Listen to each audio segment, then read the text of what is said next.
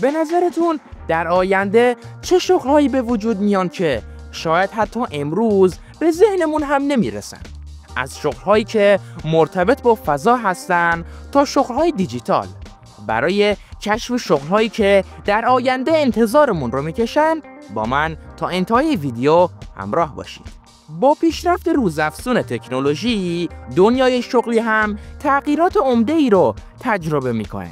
یکی از بزرگترین تحولات ظهور شغل‌های دیجیتال و مبتنی بر تکنولوژی‌های نوینه.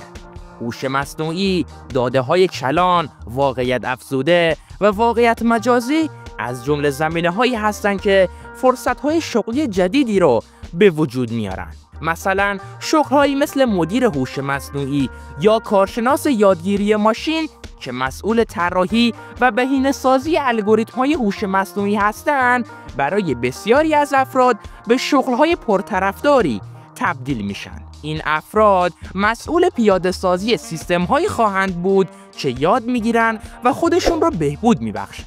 این یعنی دنیای جدیدی از امکانها برای حل مسائل پیچیده به وجود خواهند اومد. همچنین شغل‌های جدیدی مثل مشاور واقعیت افزوده هم به بازار کار خواهد اومد. این شغل‌ها شامل طراحی محیط‌های مجازی هستند که کاربران میتونن به طور همزمان با دنیای واقعی در تعامل باشند، مثلا در بازی‌ها یا حتی در زمینه‌های آموزشی.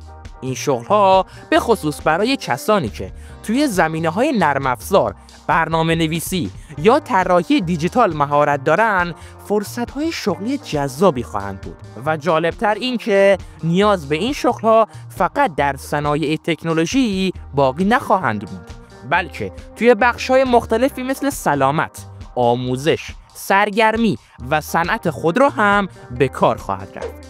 ویدیو رو حتما لایک کنید.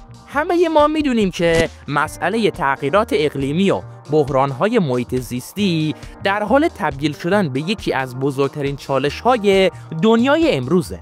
بنابراین شغل‌های مرتبط با حفظ محیط زیست و انرژی‌های تجدیدپذیر به سرعت در حال افزایشه.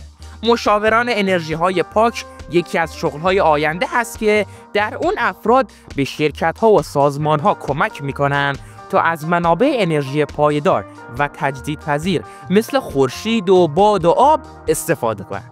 این شغل‌ها میتونن شامل طراحی سیستم‌های خورشیدی برای خونه‌ها و ساختمان‌ها، مشاوره در زمینه استفاده از انرژی‌های پاک در صنایع مختلف و همچنین ارزیابی کارایی انرژی توی محیط‌های مختلف هستند.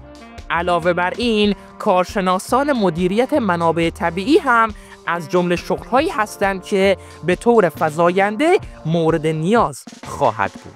این افراد وظیفه دارن منابع طبیعی رو به طور پایدار مدیریت کنن و از هدر رفتن اونها جلوگیری کنن. با توجه به افزایش نگرانی‌ها در مورد تخریب محیط زیست، نیاز به چنین شغل‌هایی بیشتر از هر زمان دیگه‌ای احساس میشه. خب، حالا که دیدیم که این شغل‌ها چطور دارن دنیا رو تغییر میدن، وقتشه که نگاهی به برخی از شغل‌های دیگه بیاندازیم که احتمالاً توی آینده خیلی بیشتر از امروز بهشون نیاز خواهیم داشت. پس ادامه ویدیو رو اصلاً از دست ندید. یکی از مهمترین پیشرفت‌ها توی دنیای آینده علم پزشکیه. با پیشرفت‌های فناوری، شغل‌های جدیدی هم توی این حوزه به وجود میان که نه تنها توی بهبود کیفیت زندگی مردم کمک میکنن، بلکه صنعت پزشکی رو هم به طور کامل متحول خواهند کرد. برای مثال، شغل‌هایی مثل پزشکی دیجیتال که مسئول ارائه مشاوره پزشکی از طریق پلتفرم‌های آنلاین و با استفاده از داده‌های دیجیتال هست، به شدت در حال گسترشه. این پزشکان از هوش مصنوعی برای تجزیه و تحلیل داده‌های پزشکی و تعیین درمان‌های مناسب استفاده می‌کنند. شغل‌های دیگری مثل مشاور ژنتیک هم به وجود خواهند اومد که در اون افراد به مشاوره در زمینه ژنتیک و تحلیل ژنوم افراد میپردازن تا کمک کنن انتخاب‌های بهتری توی درمان بیماری‌ها و پیشگیری از بیماری‌های ژنتیکی انجام بشه.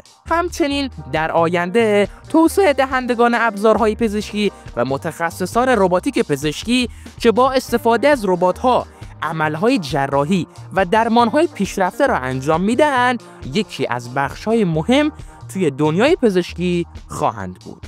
یکی از هیجان انگیزترین حوزه‌هایی که شغل‌های جدید در اون شکل میگیره صنعت فضاست. همونطور که میدونید شرکت‌های بزرگی مثل اسپیس ایکس و بلو اوریجین در حال ایجاد امکان سفرهای فضایی برای عموم مردم هستند.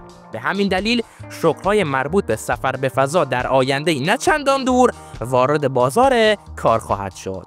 شغل‌هایی مثل راهنمای سفرهای فضایی و مهندسان تعمیرات فضاپیما از جمله مشاغلی هستند که به طور مستقیم با این صنعت در ارتباط خواهند بود. در کنار اینها هم نیاز به مدیران عملیات فضایی و کارشناسان پرواز که مسئول هدایت و نظارت بر سفرهای فضایی هستند به شدت احساس خواهد شد. این شغل‌ها فرصت‌های شغلی جذابی برای کسانی که علاقه‌مند به علوم فضا و فیزیک هستند ایجاد می‌کنه و میتونن برای نسل‌های آینده شغل‌های هیجان انگیزی باشن. نظرتون چیه؟ شغل‌های آینده به نظر جذاب نمیاد؟ اگر شما هم نظری در مورد شغل‌های جدید آینده دارید حتما برامون توی کامنت ها چیزی بنویسید. در دنیای امروز داده ها به عنوان یکی از ارزشمندترین منابع شناخته میشن. به همین دلیل شغل‌های مربوط به مدیریت داده ها و امنیت سایبری در آینده رشد زیادی خواهد داشت. مهندسین امنیت سایبری که مسئول محافظت از داده ها و اطلاعات مهم در برابر حملات سایبری هستند یکی از شغل‌های بسیار مورد نیاز خواهد بود.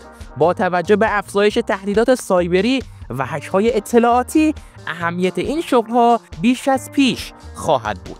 در نهایت شغل‌های جدیدی که در آینده به وجود میان ناشی از پیشرفت‌های تکنولوژی و تغییرات توی زمینه‌های مختلف هستند. برای اینکه در این دنیای جدید موفق بشیم باید خودمون رو آماده کنیم و مهارت‌های لازم رو برای شغل‌های آینده بیاموزیم. اونهایی که در زمینه‌های فناوری، سلامت، محیط زیست، فضا و داده‌ها آموزش می‌بینن قطعاً در آینده نزدیک با فرصت‌های شغلی بی‌نظیری روبرو خواهند شد. در نهایت هم اگر از این ویدیو لذت بردید یادتون نره که ویدیو رو حتما لایک، کانال رو سابسکرایب کنید، زنگوله رو هم حتما بزنید تا از هیچ کدوم از ویدیوهای ما بیخبر نمونید.